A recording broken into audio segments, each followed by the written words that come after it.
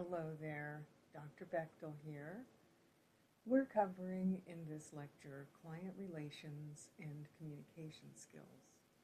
I cannot emphasize enough how essential the skills of client relations and communications are in any profession. And in the legal profession, we're dealing with people in vulnerable situations. They're dealing with something typically that they'd rather not deal with, even if they're there by choice, such as estate planning or that kind of thing. It's not easy to maybe it's easier to think about other people needing to make their estate plan than it is your own. That's just a small example. But we're going to go into this topic today, and please listen attentively, because that's what we do as a good communicator.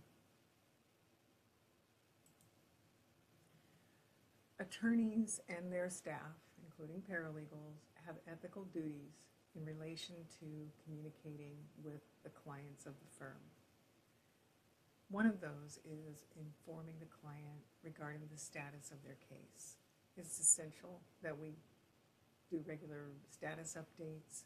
Might be a phone call, might be a quick email, and it's also responses to communications from the client or those requesting information.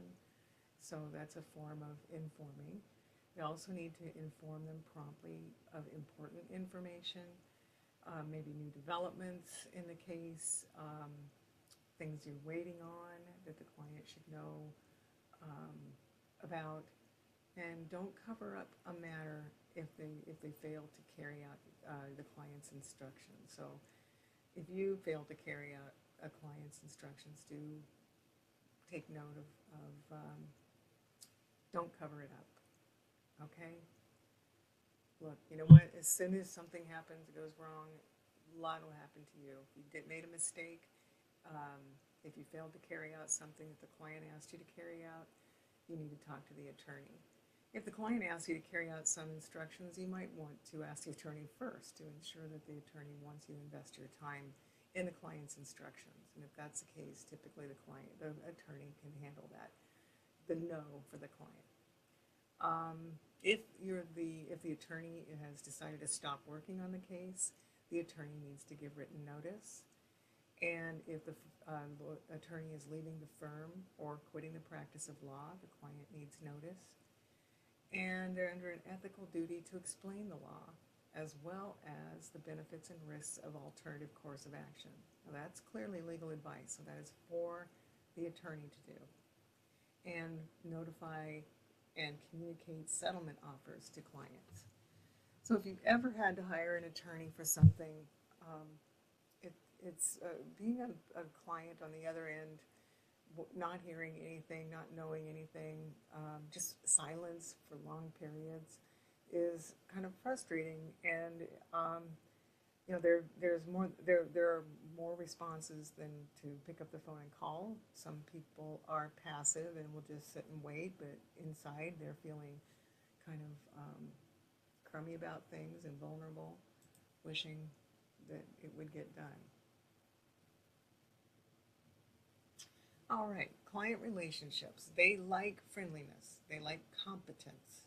You display your competence not only in what you're speaking, but how you're modeling yourself. Promptness. They like being able to reach you and reach the attorney. They like being an excellent follow-up routine. They like that sometimes they may not be billed for every 2-minute phone call. And they like when you take the extra time to explain the legal process and using layperson's terms. This is really important. And as you become better and better at the paralegal or lawyer position, you start to take for granted what you understand and fail to bring it down to a level of a layperson who hasn't been in the classes you're taking, hasn't been in the legal field for a long period of time. So we'll get into more of that, I'm sure. Listening and paying attention to what they have to say. This requires active listening, which means you are looking at them, you're nodding your head, we're going to do more of a conversation on that later in this video, but you're taking notes. That's active listening.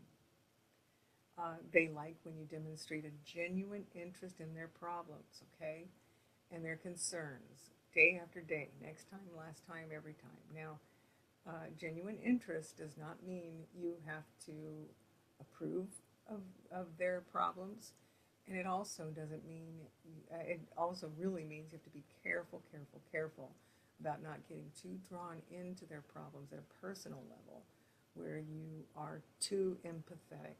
So empathy is a wonderful skill to have, but you need to be careful not to get too heavy into their problems, so that you're there with them versus being there for them. Just keep that in mind every time you're hearing a story that even if it bothers you because it's sad, it bothers you because it's traumatic, it bothers you because it's traumatizing to them, and you might want to get on board with their feelings, but you need to always say, am I here with them or am I here for them? And if you ask yourself that question when you start feeling drawn in, that's a really good way to measure where you're at. They like honesty, of course. They like good financial stewardship, meaning not kind of back to not being billed for every 2-minute phone call. Watching how you're spending their money, especially in cases where there are expenses and fees charged that aren't contingent fees, like in a negligence or personal injury type of case. They like it when you complete your work on time for them. They don't like being talked down to. They don't like arrogance, and they don't like to see you bored or uninterested. Again, that goes back to active listening. They don't like you being impatient. Give me the answer. It can be very difficult sometimes, and I don't mean very. Clients are laypersons. They are not always good informants. In other words, when you're trying to gather information from them, they can get distracted and they can start talking about something else because they don't realize where you are on the page. You have your superpower paralegal brain. They don't. So you might get impatient with them. The other day I was working with a client, and I had to remember this. The client wasn't a good informant at all. They didn't understand the court process. We had to ask some questions. They didn't understand. They didn't really understand the questions we were asking. It went on and on. It was a longer meeting than needed for the simple type of help that they needed to have us help them with. But point is that I had to stay very patient with this person and keep asking questions and asking them differently. They also were interrupting me a lot because my question would bring about another question of their own. I had to be very patient. And in doing so, I had to be kind and not rude. And then they dislike their calls and emails not returned. They dislike it when they get a bill that's incorrect. They don't want to be forgotten. They want to be treated as an important person, not as unimportant. They don't want to be taken for granted.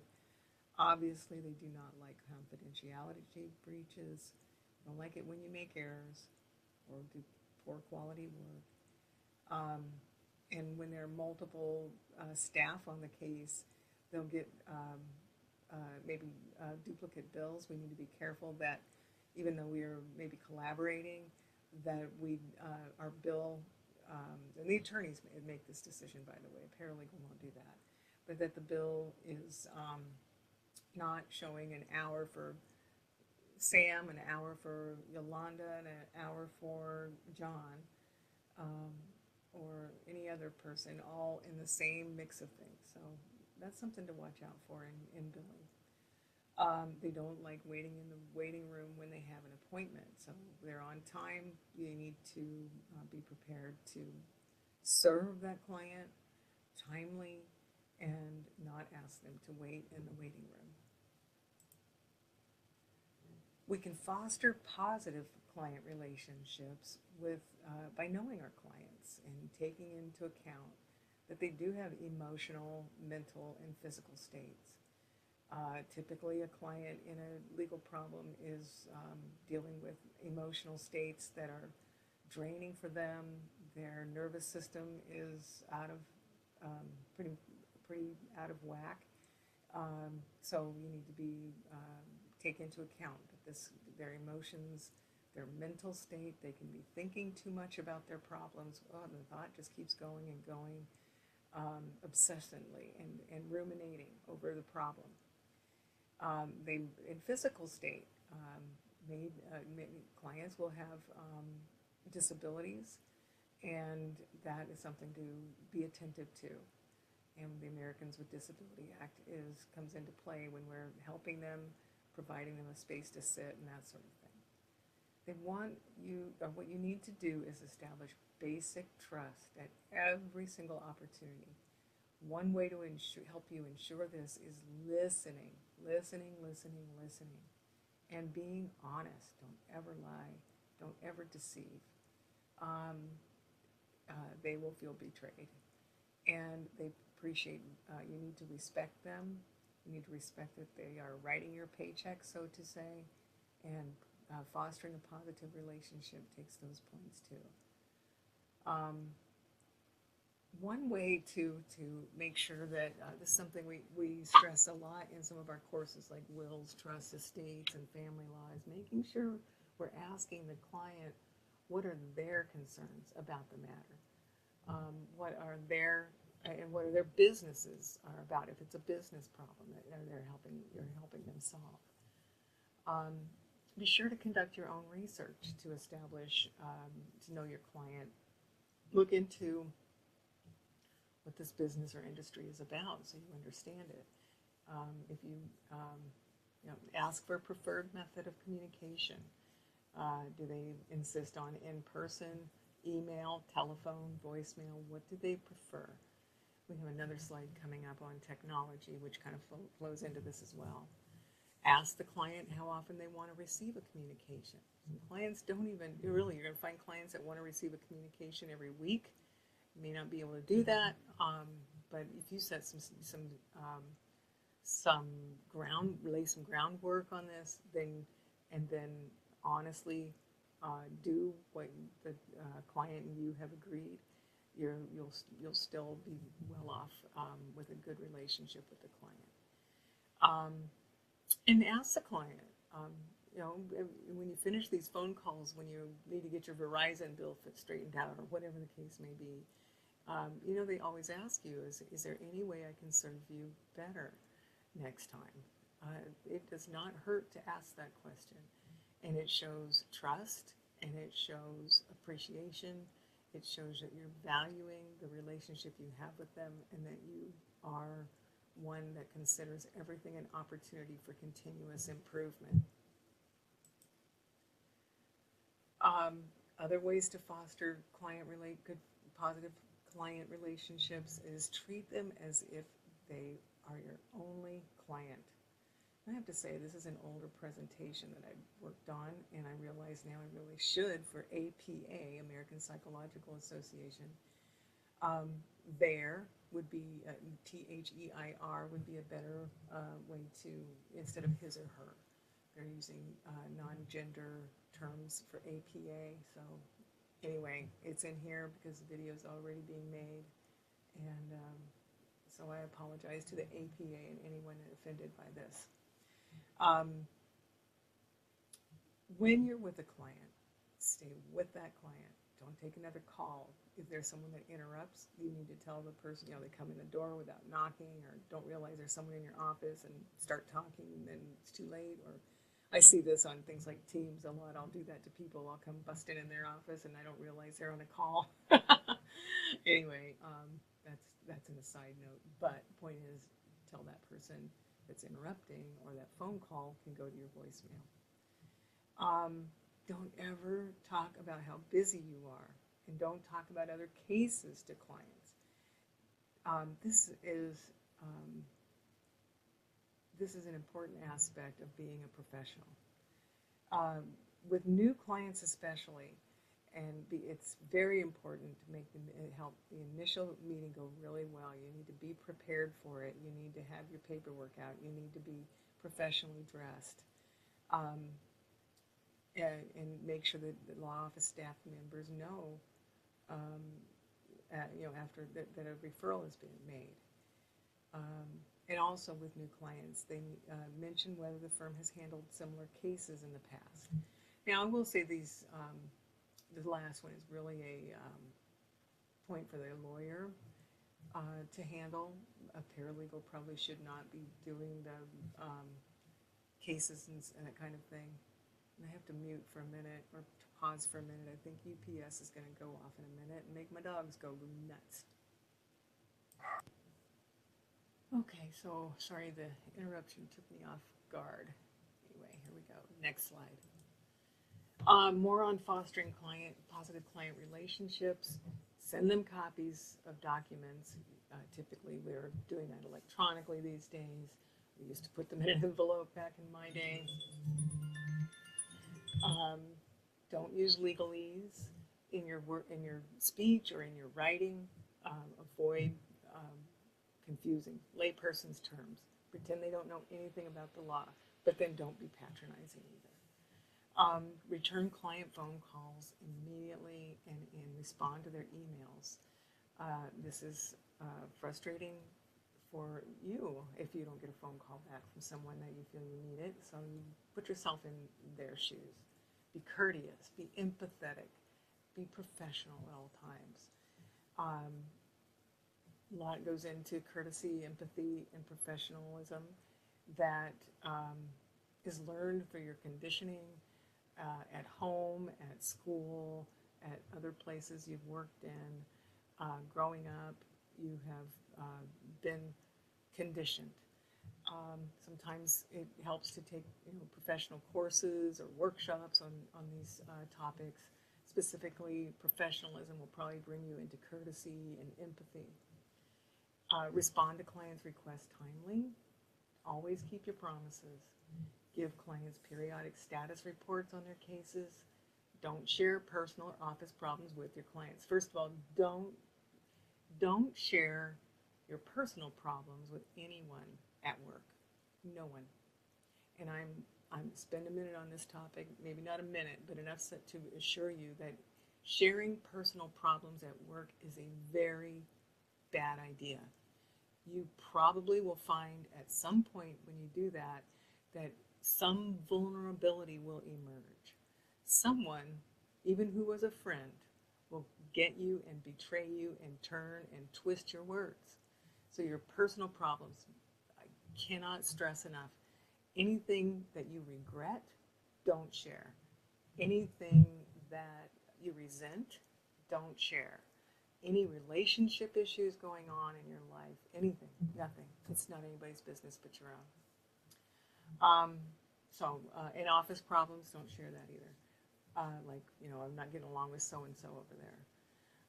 Or my boss is, so unusual. I'm just a weird person. Or, those sorts of things really you don't want to share. They don't need to think that there's a disruption where they're putting their money into your pockets. Preserve your client confidences, which means mouth shut. Your loose lips sink ships. Survey your clients, meaning gather information like that last question. What can we do to help you to do our work better? Ask them. Surveys that you get, I get them too from like the pharmacy will send me a survey when they fill a prescription asking me how their service was. It's okay to do that. Be careful with surveys. People hate it. They get way too much. But ask them personally at the end of conversations what you can do better. Send them a survey occasionally just because you'd like to know how you're doing. And ensuring your management. So this all is top-down stuff. Fostering positive client relationships is all top-down stuff. If the management or the leaders of the firm don't have this attitude of fostering positive client relationships, my recommendation is you go, because it just get out of there. But everything starts at the top. So please choose your work environment wisely. When they don't care, you'll fall into a trap, especially if you care, all right? Publish a client manual or something that explains things about the firm, the organizational structure, if it's a large firm, people to contact with specific situations that when you can't. I'm sure that it would be short and sweet, and something that would help, how to schedule an appointment with you, how to schedule an appointment with the attorney, who to contact about billing problems. Sometimes they can see the paralegal as the only person when there are other resources there. And having a client manual, again, keep it short, will help. Now, conflicts of interest, that's where there might be a potential conflict in the attorney or you, the attorney representation, or your role in the firm. Maybe you've gone from one firm to another and the same client shows up, or the opposing person of a case shows up. Take those very seriously. You need to jump on those right away. And here's a big one. And I'm sorry, I see this, or at least I perceive this a lot as a teacher, and it's a lot of procrastination, waiting till the last minute.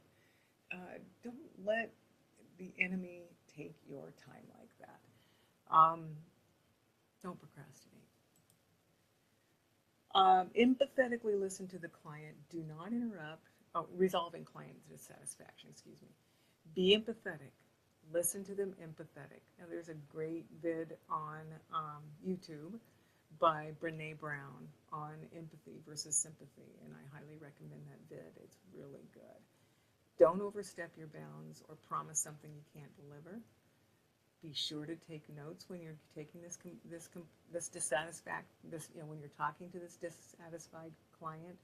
Take notes. It shows that it shows them that you care about what's going on. It also provides you with written information to reflect on when you go back to the attorney and discuss what happened.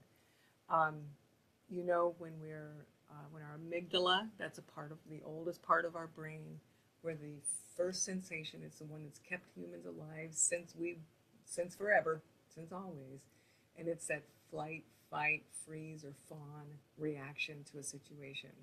Someone is describing a dissatisfaction, it will hit that amygdala and cause a reaction. And so if you're taking notes,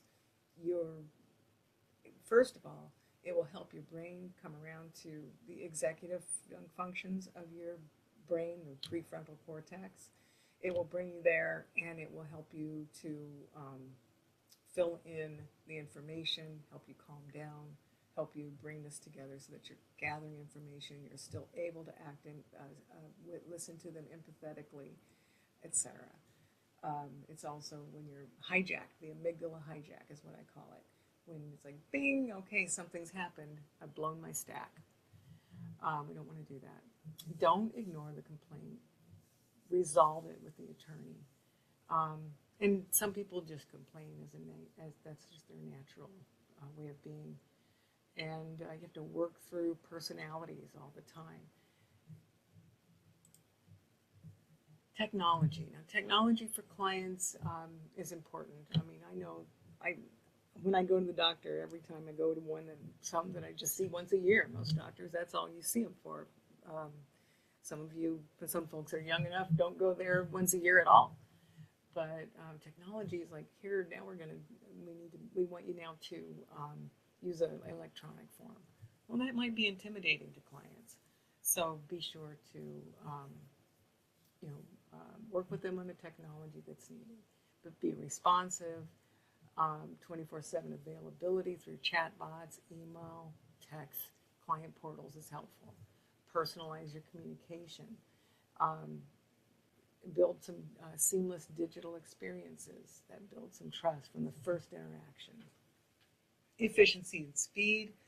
Automation tools like e-discovery, contract review, AI-assisted drafting, transparent, predictable pricing models are important. We get more into fees in another chapter, but we do need to be transparent, and the client needs to have some ability to predict how much their legal services are going to cost. Secure and centralized digital workspaces for collaboration are essential. Um, and so you're collaborating, documenting, document access for the client, and case management. But then again, keep in mind that this technology can be very frustrating for clients.